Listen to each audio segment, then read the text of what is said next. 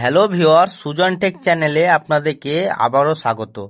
তো আজকে চলে এসেছি আরেকটি নতুন ভিডিও নিয়ে। তো আজকের ভিডিও হচ্ছে জিও, এয়ারটেল, ভোডাফোন গ্রাহকদের খরচ বাড়ানোর অনেকেই ঝুঁকছেন বিএসএনএল দিকে।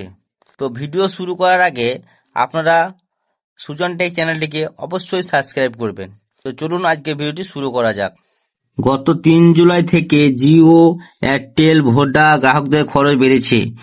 প্রিপেড ও পোস্টপেড সমস্ত প্ল্যানের দাম বাড়ায় অনেকেই পোর্ট করিয়ে বিএসএনএল এর দিকে ঝুঁকতে শুরু করেছে। এর মধ্যেই নয়া গুঞ্জন টাটা কনসালটেন্সি সার্ভিস তথা টিসিএস এর সঙ্গে নাকি 15,000 কোটি টাকার চুক্তি হয়েছে। 1,000 গ্রামে 4G ইন্টারনেট পরিষেবা পৌঁছে দেওয়ার কাজ করবে। তবে এই মুহূর্তে টেলিকম জগতের আধিপত্য মূলত জিও ও এয়ারটেলেরই, কিন্তু বিএসএনএল এর শক্তি বৃদ্ধি হলে যে অন্যান্য টেলিকম সংস্থাগুলি সমস্যায় পড়বে তা বলাই বাহুল্য। টাটা দেশে 4টি অঞ্চলের ডেটা সেন্টার তৈরি করেছে। এটি ভারতের 4G পরিকাঠামোকে আরও শক্তিশালী করতে সাহায্য করবে। এছাড়া দেশে 9,000-এর বেশি 4G নেটওয়ার্ক ইনস্টল করেছে বিএসএনএল।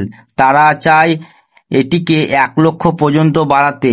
এদিকে ভোডাফোন, এয়ারটেল, জিও সমস্ত প্ল্যানের দাম বাড়ালে বিএসএনএল এখনো পর্যন্ত তেমন কোনো পদক্ষেপ করেনি। তারা পুরনো রিচার্জ প্ল্যানই চালু করে রেখেছে।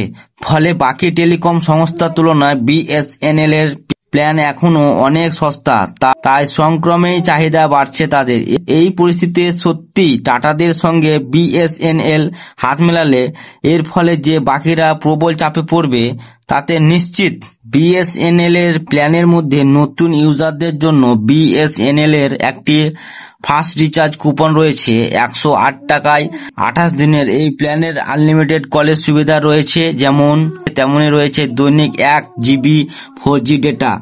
যারা একেবারে সারা বছরের রিচার্জ করে নিতে চান তাদের জন্য রয়েছে 1,999 টাকার প্ল্যান, 365 দিনের ভ্যালিডিটি। এই প্ল্যানে মিলবে 600 জিবি 4G ডেটা।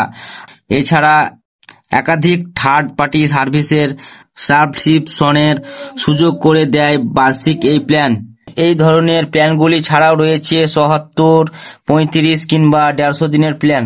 তো ভিউয়ার্স, এই ভিডিওটি আপনাদের কেমন লেগেছে অবশ্যই কমেন্ট করবেন এবং চ্যানেলটিকে অবশ্যই সাবস্ক্রাইব করবেন।